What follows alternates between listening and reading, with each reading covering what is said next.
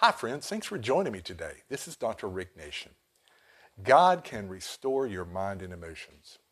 Some people are physically tired. Others are emotionally exhausted. I've been that way. I was depressed for 16 long, miserable years, but God has restored me. Maybe you smile in public, but privately you feel drained. You're out of energy. You're out of drive. You're out of motivation. God knows how to restore what is taken out of you. Isaiah says, they that wait upon the Lord shall renew their strength. Not fake strength, powerful strength. Not temporary strength, but supernatural strength from heaven to make you strong again. The Lord is waiting to restore you. You are going to feel joy again.